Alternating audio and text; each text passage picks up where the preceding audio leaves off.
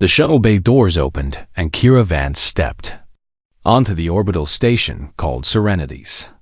Grace for the first time in her life. She was 17 years old, and she was the only human who had ever walked these halls.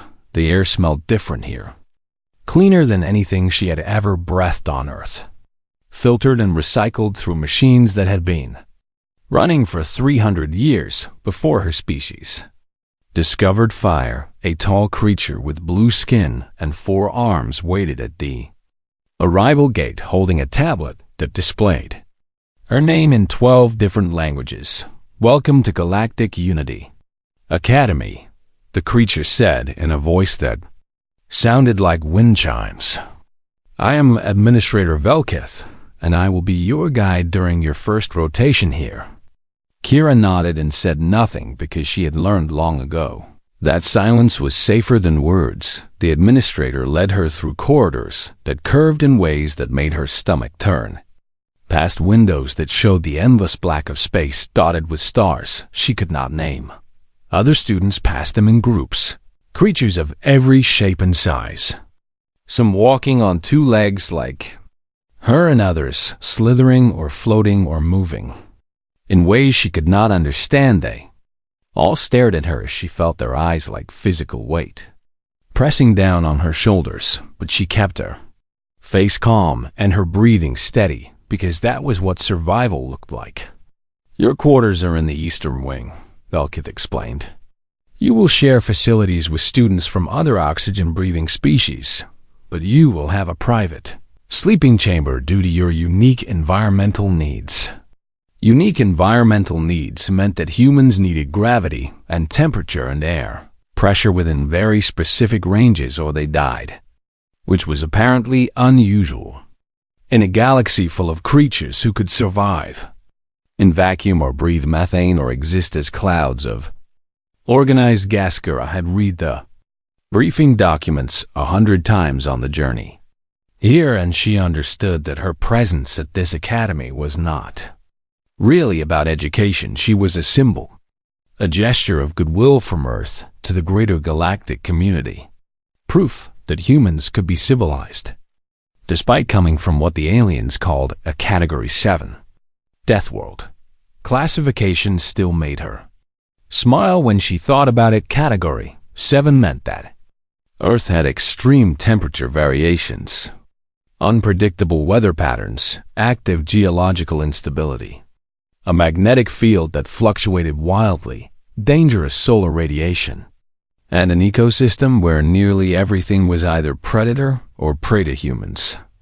This was just home to the rest of the galaxy. It was a nightmare planet where nothing should have evolved past bacteria. Her room was small, but comfortable, with a bed that adjusted to her body weight and a window that showed a simulated view of a forest, because the psychologists had determined that humans needed to see green growing things or they became mentally unstable. Another unique environmental need. Kira unpacked her few belongings and arranged them carefully in the spaces provided. She placed her father's old combat knife in the drawer beside her bed, hidden under a stack of clothing where no one would find it. The academy rules forbade weapons of any kind, but Kira had grown up in the Australian outback where carrying a knife was as natural as carrying water. She would not feel safe without it. The first day of classes introduced her to subjects she had never imagined existed. Quantum social theory explored how civilizations developed when they could communicate faster than light. Comparative biology taught her that most species in the galaxy had evolved on gentle worlds with stable climates and few predators, worlds where life was easy and death was rare. You learned that humans were considered fascinating oddities, survivors of a planet that should have killed them 10,000 times over. Classmates treated her with polite curiosity at first, asking questions about Earth and its many dangers. She told them about hurricanes and earthquakes, about sharks and crocodiles, and the tiny spiders whose venom could kill in minutes. She told them about diseases that spread through the air and parasites that lived inside your body and the simple bacteria that could destroy civilizations before antibiotics were invented. They listened with horror in their eyes, and she realized that to them, she was describing hell, but she did not tell them everything. She did not tell them about the wars or the violence or the millions of years of evolution that had shaped humans into the most effective, persistent predators their planet had ever produced. She did not tell them that every human child learned to assess threats before they learned to read, that every human adult carried inside them the instincts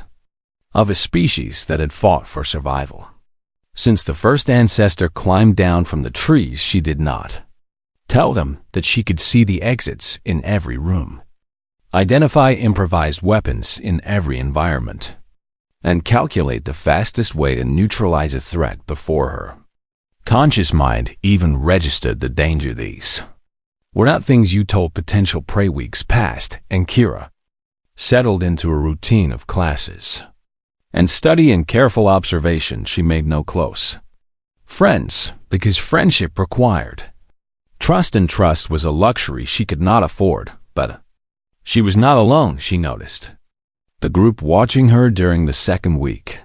5 students who always seemed to be nearby when she walked between buildings. They were different species, that they moved together with the coordination of a hunting pack, a risk with blade-like arms that folded against its body when not in use, to curvity, with scales and claws and teeth designed for tearing flesh, a Malox whose body was more machine than organic, metal limbs gleaming under the station lights, and a Thren, massive and muscular, easily 3 times her weight, and built like a living tank. They never spoke to her directly, but she felt their attention like a predator feels the gaze of another predator across a watering hole. She began to prepare. She mapped the maintenance corridors that ran between the main hallways, memorized the locations of emergency pressure doors and their manual overrides, noted which security drones patrolled which areas, and when their sensors had blind spots. She studied the architecture of the station and identified structural weaknesses that could be exploited if necessary. She exercised in her room every night, keeping her muscles ready, keeping her reflexes sharp. On Earth, this would have been called paranoia. On Earth, this was also called staying alive. The group continued to watch, and Kira continued to prepare, and the days stretched into weeks while she waited for whatever was coming. She did not know yet why they had chosen her or who had sent them or what they planned to do, but she knew with absolute certainty that something was wrong, and she knew with equal certainty that when the moment came, she would be ready, because she was from Earth, and on Earth, you were either ready or you were dead. Vexarth had never been told no in his entire life. He was the youngest heir of the Sarth Trade Consortium, one of the 12 families that controlled nearly 40% of all commercial traffic in the galactic arm. His scales were polished every morning by servants who had been bred for the task over generations. His education had been handled by private tutors who understood that correcting him was the fastest path to unemployment. His every desire had been fulfilled before he could finish speaking it aloud. So, when the human girl contradicted him in front of the entire xenobiology class, something inside him cracked. It had been a simple discussion about genetic modification techniques, and Vex had been explaining his family's proprietary biotech methods with the casual arrogance of someone who had never earned anything in his life. The human had raised her hand, and in that quiet voice of hers had pointed out 3 fundamental flaws in the approach. She had not been cruel or mocking, just factual in the way that humans apparently were when discussing technical matters. But the other students had laughed, not loudly, not cruelly, just the soft sounds of amusement that came when someone powerful was proven wrong by someone small. Vex had felt his face flush with heat that his species associated with murderous rage. He had said nothing in class, but afterward he had returned to his private quarters and screamed into a pillow for an hour while his servants pretended not to hear the human would pay. She would pay with everything she had. But Vex was not stupid despite his arrogance, and he understood that he could not touch her directly. Political situation was too delicate, and humanity was too new to the galactic stage, and any violence against their sole representative at the Academy would create problems that even his family could not solve. So he reached out to the Pale Circuit. The Pale Circuit was a network of professional killers who operated in the spaces between civilizations, taking contracts that governments could not officially sanction and completing them with efficiency that bordered on art. They were expensive, but Vex had more money than some planetary economies. They were discreet, but Vex did not care about discretion. Only results. The meeting took place in a virtual environment that existed nowhere and everywhere at once. A pocket of encrypted data floating in the quantum foam of subspace. The figure who represented the circuit appeared as a shape of shifting shadows, voice modulated to reveal nothing about species or gender or location. The target is a human female, Vex explained, transmitting the data packet he had prepared. 17 years old, first generation to leave her homeworld, currently enrolled at Galactic Unity Academy. The shadow examined the data with what might have been curiosity. A Deathworld native. It observed Category 7 classification, highest survivable rating in the registry. She's one small female, Vex said with contempt dripping from every word. Barely more than a child by their species standards, with no military training, and no combat implants, and no genetic modifications of any kind. And yet she comes from a world where survival is the exception rather than the rule. Can you do it or not? The shadow was silent for a long moment before responding. We will send 5 operatives, each selected for their particular skills, each experienced in eliminating difficult targets. The fee will be substantial. Vex transferred the funds without hesitation. The shadow provided the details of the plan. The kill would take place after the Academy's final class session, when the maintenance corridors were empty and the security drones were cycling through their scheduled blind rotation. The operatives would position themselves to cut off all escape routes, and the human would be eliminated. Before she could cry for help, the death would be made to look like an accident. Perhaps a pressure seal failure or an electrical malfunction. The kind of tragedy that happened on old orbital stations and was mourned briefly before being forgotten. How long? Vex demanded. 17 standard rotations, the shadow replied. The operatives need time to reach the station and study the target's patterns. 17 days. Vex could wait 17 days. He had waited his whole life for someone to truly defy him, and now he would have his revenge in the most permanent way possible. The connection terminated, and Vex leaned back in his chair, with satisfaction warming his cold blood. The human would die alone and afraid in some forgotten corridor, and no one would ever know that he had ordered it. The 5 operatives arrived on the station separately over the following week, each using false identities and legitimate cover stories. The risk came as a maintenance technician, its blade arms hidden beneath prosthetic covers that made it look harmless. The 2 Korvathi arrived as visiting scholars, their predator instincts masked behind academic credentials purchased from a corrupt university. The Melox appeared as a medical equipment consultant, its cybernetic enhancements explained as necessary tools of its trade, and the Thren came as a simple laborer, its massive strength supposedly dedicated to moving cargo in the station's loading bays. They spent days watching the human, studying her schedule. Noting her habits, they saw a small, quiet girl who kept to herself and spoke softly and seemed almost afraid of her own shadow.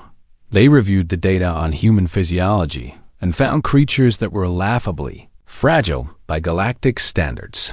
Single hearts that could be stopped with a single blowbones. that broke under pressure that would barely bruise a Corvatha healing. That took weeks or months rather than hours or days. Blood that could drain from the body in minutes if the right vessels were severed. The operatives were professionals, and they did not underestimate targets lightly, but they could not help feeling that this job was almost too easy. They did not know that the human had noticed them on the second day.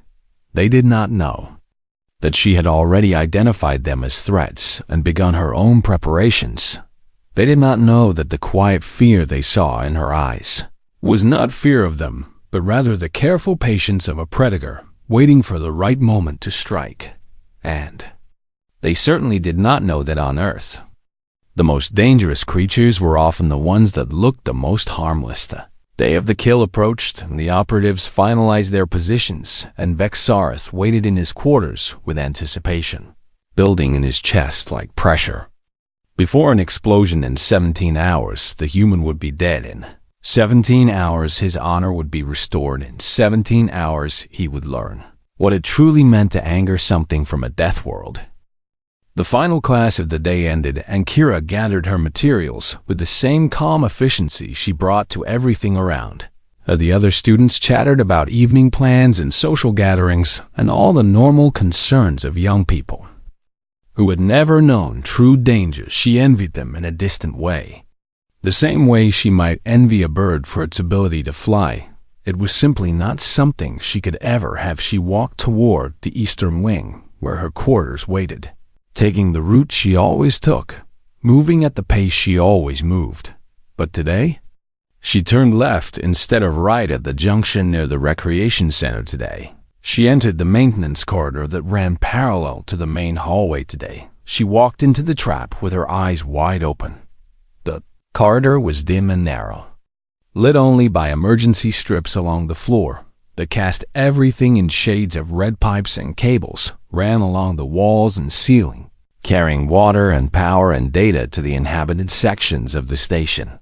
The air was cooler here, and it smelled of metal and recycled oxygen. She walked 50 meters before the Vrisk dropped from the ceiling. It moved with incredible speed, blade arms extending from their sheaths, body twisting in midair to bring its natural weapons to bear. Any other target would have frozen in shock or screamed in terror or tried uselessly to run. Kira did none of these things. She had known the Vrisk was there because she had heard the faint whisper of its breathing 3 seconds before it moved.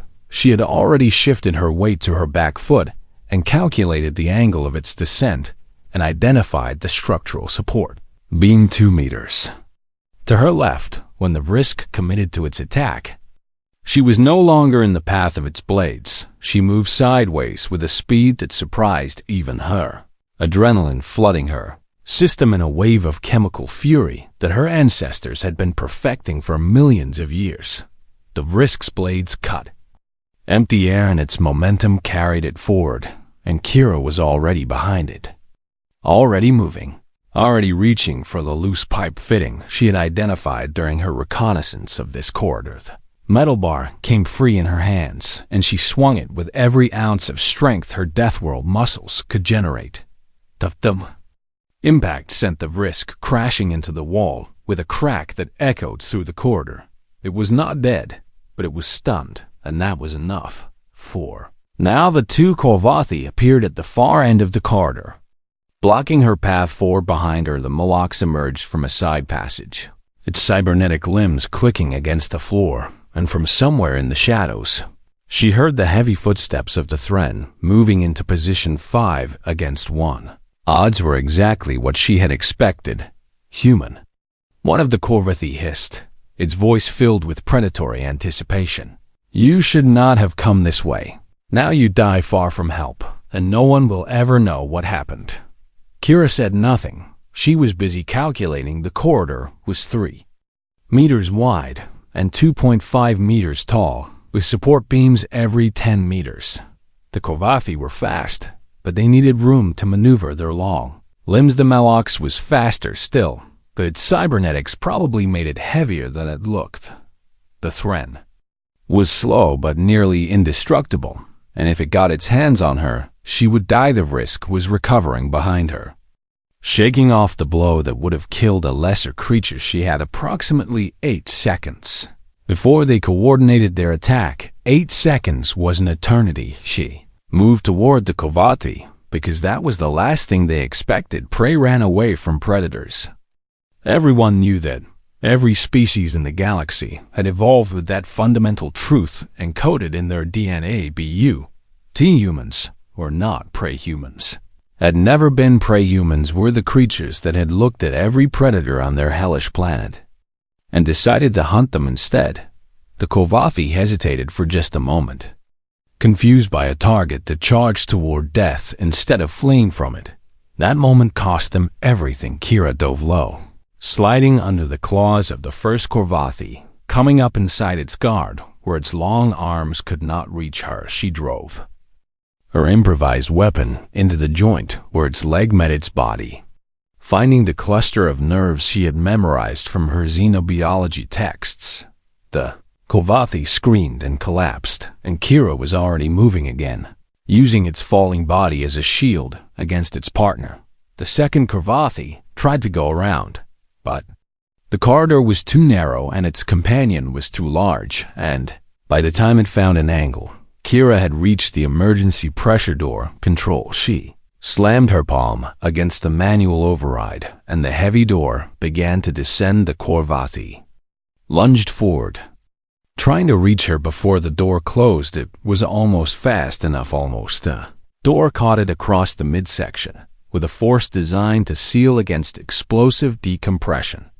The sound it made was not something Kira would ever forget, but she did not have time to think about that because the Melox was already cutting through the door with laser tools built into its fingers. She had maybe 30 seconds before it breached the barrier. She used 20 of them to reach the next junction and trigger the fire suppression system. The corridor filled with dense chemical foam designed to smother flames in zero oxygen environments. The foam was not toxic, but it was opaque and it clung to everything it touched. The Melox burst through the door and immediately lost all visual contact with its target. Its sensors were designed for precision work, not for tracking through a cloud of fire-retardant chemicals. It stumbled forward, relying on thermal imaging that showed only a slowly dispersing heat signature moving away down the corridor. It did not see Kira, pressed flat against the ceiling, wedged between two pipes, holding her breath, waiting. When the Melox passed beneath her, she dropped onto its back with the metal bar raised high. First blow cracked its primary sensor array. The second shattered the power coupling that connected its brain to its cybernetic limbs. The third was not necessary, but she delivered it anyway, because on Earth you did not leave wounded predators behind you. Melox collapsed into the foam and did not move again. 3 down, 2 to go behind her. She heard the Thren roaring with rage and the Vrisk clicking its blade arms together in anticipation. The hunt was not over yet, but for the first time, the prey was smiling. The Thren came through the foam like a living avalanche, massive arms sweeping aside the chemical clouds, tiny eyes burning with rage. It was nearly 3 meters tall and covered in armor-like plates of natural bone that could stop small caliber projectiles without leaving a mark. Its species had evolved on a high gravity world where everything was built dense and strong and nearly impossible to kill in a straight fight. It could tear Kira apart in seconds, so she did not give it a straight fight. She ran. The Thren bellowed in triumph, certain that its prey was finally showing proper behavior, and charged after her with footsteps that shook the floor. It was faster than something that Sci should be, adapted for short bursts of incredible speed to catch fleeing herbivores on its homeworld. But Kira was not trying to outrun it, she was leading it. The maintenance corridors of Serenity's Grace were old, built 3 centuries ago when the station was first constructed, repaired and modified countless times since then. Some of those modifications had created weaknesses in the original structure, places where the floor was not quite as solid as it should be, where the supports had been rerouted to accommodate new systems. Kira had found one of those places during her reconnaissance. She sprinted toward it now with the Thren gaining ground behind her, its hot breath washing over her back, its massive hands reaching for her with fingers that could crush bone like paper as she reached the weak point and jumped. The Thren did not jump. It was too heavy and too confident, and it did not know that the floor beneath its feet had been weakened by decades of stress fractures and improvised repairs. The metal gave way with a shriek of tearing alloys, and the Thren plunged through into the maintenance crawl space below. It fell only 2 meters, but it landed badly. One leg twisted beneath its enormous weight, and the crawl space was too small for it to stand or turn or do anything except roar in frustration. Kira did not stay to watch. The risk was still out there, and it was the most dangerous of the 5. She could hear it moving through the corridors parallel to her own, its blade arms clicking softly, its hunting instincts guiding it toward an intercept point. The risk species had evolved as ambush predators, patient and precise, capable of waiting motionless for hours until prey wandered within striking distance. They were not good at adapting when their ambush failed. This one had already failed once, and Kira could sense its frustration in the increasing speed of its movements. It was getting careless. She used that carelessness. She stopped running and pressed herself into a doorway, controlling her breathing, slowing her heartbeat, becoming as still and silent as the walls around her. The risk passed her hiding spot without pausing, its attention fixed on the heat trail she had left behind, its blade arms extended and ready to strike. She stepped out behind it and spoke a single word. Here. The risk spun with inhuman speed, blades whirling in a pattern designed to cut anything within 2 meters into bloody ribbons. But Kira was not within 2 meters. She had already moved to the side, already triggered the emergency bulkhead, already put 3 inches of reinforced steel between herself and those deadly arms. The blades struck the bulkhead and stuck fast, buried deep in metal that was designed to withstand micrometeorite impacts. For one crucial second, the risk was trapped, its primary weapons embedded in the door, its body exposed. Kira did not waste that second. She came around the bulkhead with the severed power cable she had pulled from the wall, a cable that still carried current to the emergency lighting systems, a cable that now delivered that current directly into the Foliant to the Soit, a cable that now delivered that current directly into the Risk's central nervous system. The creature convulsed and collapsed, its blade arms finally pulling free as its muscles went slack. It was not dead, but it would not be moving for a long time. 4 down, 1 left, but the last Kovathi was not waiting for her in the corridors. It was hiding, watching, doing what predators did when they realized they had become prey. Kira moved through the maintenance section with careful steps, checking every shadow, listening for any sound that did not belong. She found it in a storage room near the secondary life support systems, pressed into a corner with its claws raised and its scales rippling with fear patterns she recognized from her xenobiology studies. It was injured from the pressure door, one arm hanging useless at its side, blood or something like blood pooling on the floor beneath it. "Stay back," it hissed. "I will kill you if you come closer." Kira stopped at the doorway and looked at the creature that had come to murder her. She saw fear in its eyes, genuine terror of the kind she had seen in animals back on Earth when they realized the hunt had turned against them. "Who sent you?" she asked. The Kovathi bared its teeth in a gesture that might have been defiance or might have been desperation. "I will tell you nothing, human. Kill me if you want, but I will not betray the contract." Kira considered this for a moment. On Earth, there were rules about how you treated defeated enemies, rules that varied from culture to culture, but generally agreed that unnecessary cruelty was wrong. She was not a cruel person, but she was a practical one. "I'm going to walk out of here," she said. "I'm going to go to the medical bay. and report an incident in the maintenance quarters. Security will come and they will find you and your friends and they will investigate." She paused to let the words sink in. "When they investigate, they will find the contract. They will trace the payment. They will identify whoever hired you. This is going to happen whether you tell me or not." The Korvathi's fear deepened. "But if you tell me now," Kira continued, "I will let the doctors treat your injuries before security arrives. I will tell them you cooperated. It might make a difference in how they treat you afterward." The Korvathi was silent for a long moment. Then it spoke a name. Vex Sarth. Kira nodded slowly. She had suspected something like this ever since the xenobiology class. Ever since she had seen the look in the young heir's eyes when the other students laughed. Pride was a dangerous thing. Wounded pride was even more dangerous, but underestimating a Deathworld native was the most dangerous thing of all. She walked out of the storage room and left the Korvathi to its fate. Behind her, somewhere in the corridors, the Thren was still roaring, and the Vrisk was still twitching, and the Malox was still silent beneath its blanket of fire suppression. 5 assassins had come to kill her. 5 assassins had failed, and now Kira Vance had a name. Kira walked into the medical bay with blood on her hands and a calm expression on her face.